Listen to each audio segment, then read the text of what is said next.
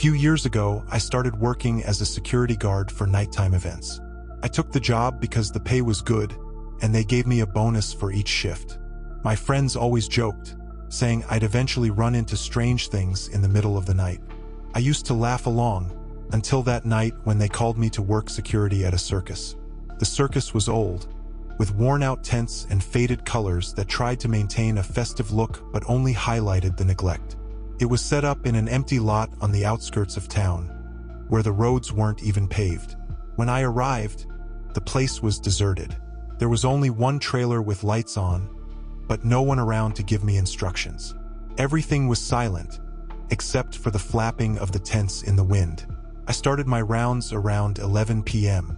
My only task was to guard the perimeter and ensure no one broke in, as the circus would open the next day. The lot was surrounded by a rusty fence, and the few lamps hanging from the poles cast a shaky light that created strange shadows among the tents and stages. The hours passed slowly, and the feeling of isolation was suffocating. Around 2 in the morning, I heard what sounded like a muffled laugh coming from one of the tents. I thought it was strange since the place was supposed to be empty. I walked over to the main tent and went inside. The smell of mold and old wood was strong, and the arena was swallowed in dense darkness. But in the center of the ring, I saw a small light. A lantern was lit, as if it had been left there on purpose. Then, suddenly, a shadow moved in the dark, and my eyes followed it, paralyzed, until it stopped in the middle of the ring. It was a figure dressed like a clown, but with smeared, dirty makeup, and the painted smile looked grotesque, almost cracked. He stared at me, and his eyes gleamed, lit by the lantern. I tried to say something, but no words came out. And then he began to laugh, a low, dry laugh that echoed through the empty stands. My first reaction was to step back, but as I took a step back, he did the same, taking a step toward me. I couldn't leave. It was like I was trapped, unable to look away from those deep eyes that seemed to consume me. The clown then raised one hand and pointed at me. That's when I noticed something even stranger. His hand was too thin, almost skeletal, and his fingers stretched out like claws.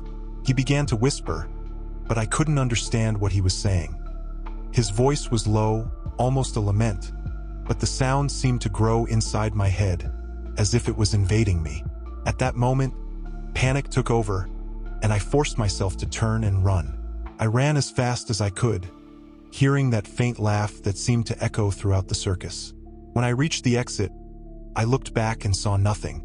The lantern was off, and the arena was as empty as it should have been from the start. The next morning, I returned to the circus to return my security badge and tell them I wouldn't work there anymore. When I explained what I saw, the manager, an older man, stayed silent.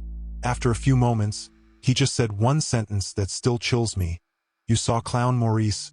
I asked who Maurice was, but he avoided the subject. One of the other workers, noticing my insistence, told me the story. Maurice was a clown who had worked in that circus decades ago. He was famous for his macabre tricks and terrifying appearance, but during one of his performances, something went wrong.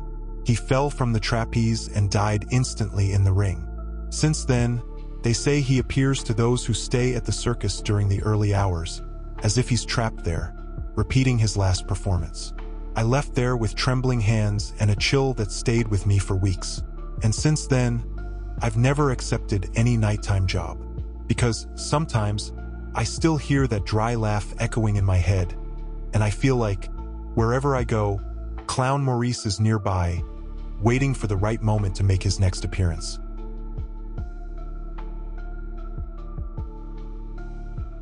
I've always been afraid of clowns. I could never explain why. There was something about the painted face, the exaggerated smile, and the forced laughter that always sent chills down my spine.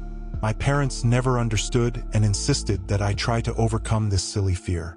The last time I went to a circus was when I was 10 years old, and to this day I regret going. The circus was set up on the outskirts of the city, and my dad thought it would be fun for us to go together.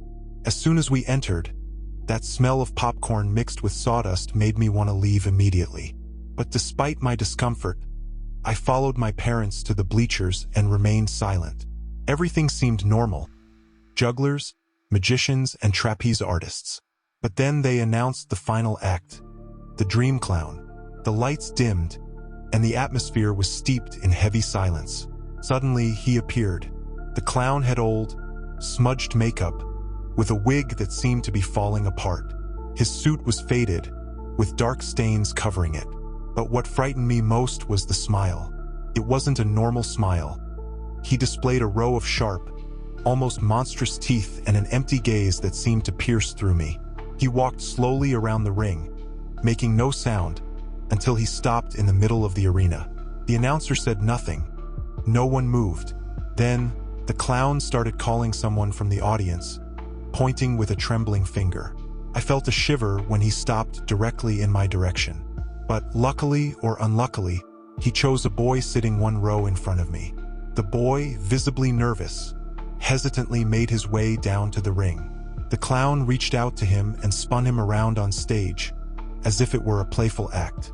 Everyone laughed, but as the boy spun, I noticed his eyes growing emptier, his expression more distant. Something was wrong. The boy tried to stop, but the clown tightened his grip. Then the boy collapsed, motionless. That's when I saw something that froze me. The clown opened a wide smile, brought his face close to the fallen boy, and began to whisper something no one could hear. The silence in the audience was almost absolute. After a few seconds, the boy awoke. He got up slowly, but he was different. His gaze was empty, his posture rigid. He walked back to the audience and sat beside his parents, but they didn't seem to notice anything wrong. The show continued, but that boy didn't move a muscle, didn't blink, didn't show any expression. After the show, we left quickly. I said nothing to my parents, but I couldn't stop thinking about it. When we went to sleep, I dreamed of the clown. He was there, in the corner of my room, motionless, with that creepy smile and dull eyes. I woke up several times during the night, but every time I closed my eyes, there he was. In the days that followed, I heard rumors that the boy the clown had chosen was acting differently. He barely spoke, didn't smile, and his parents said he would spend hours staring blankly into space, as if he were somewhere else. Sometime later, I found out that he had disappeared without a trace. Today, many years later, I still dream of that clown. In my dreams, he whispers my name and points at me with that trembling finger, as if waiting for the right moment to call me to the stage as well. It's strange because sometimes, in the middle of the night, I feel a presence in my room. And, for a second, I see the shadow of a faded hat and a sharp smile, always waiting.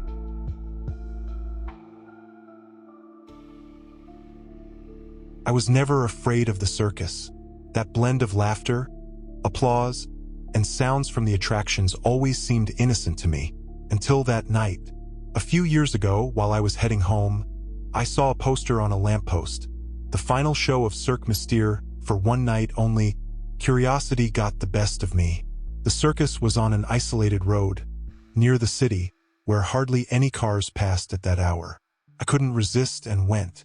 When I arrived, the circus was eerie. It looked run down, with worn tents and faded colors. There was a small line of people, all too quiet.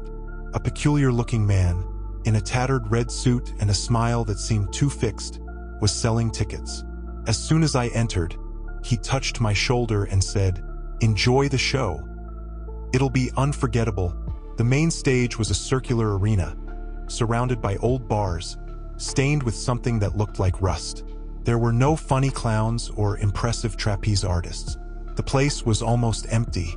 The few people I saw were static, staring blankly at the stage with a vacant, almost anesthetized expression. The first act was a giant man with arms and legs so long he looked like a human spider. He walked to the center of the arena in a strange way, as if each step was forced. His eyes shone with an almost yellowish color, and he fixed his gaze on each of us in the audience, as if he were evaluating us. At one point, he stopped and leaned toward a lady seated in the row ahead. He whispered something in her ear. She began to shake and, slowly, started to laugh. But it was a wild, nervous laugh that turned into a high-pitched scream echoing throughout the circus. No one moved to help her. The next act was a woman named Madame Sileni, Described as the Dream Enchantress, she wore a silver dress that looked like it was made of cobwebs, with a mask covering half her face. The woman approached a young man in the audience and, without warning, held his face with unexpected force. His eyes lost their sparkle, and he stood there motionless, with a vacant expression as she murmured soft words, like a song. Suddenly, I felt a weight on my shoulders, as if something invisible was pressing down on me. I tried to get up, but it was impossible. When I looked up, the ticket man was just a few meters away, with that frozen smile. He walked slowly toward me, his shoes squeaking on the sandy floor of the arena. "Do you like horror?" he asked, with a voice that seemed to echo directly into my mind. I tried to respond, but the words wouldn't come. He smiled wider and gestured to the next act, which he called the Faceless Man. The figure appeared, cloaked. When the cloak was removed, I froze. It was a person, but where there should have been a face, there was only a smooth, cold surface. The being moved as if it could see and approached me. I felt a panic rising, trying to pull away, but I couldn't move. The figure extended its hand and touched my face, and an unbearable cold ran through my body. For a moment, I thought my own skin was dissolving, and everything around me started to spin. My vision darkened, and I felt pressure in my head, as if it were about to explode. I woke up in the middle of a dark road, with traces of dry straw around me, as if I'd been left there. There was no sign of the circus or the other people.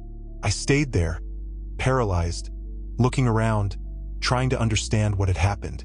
When I returned to the city and tried to talk about the circus, no one believed me.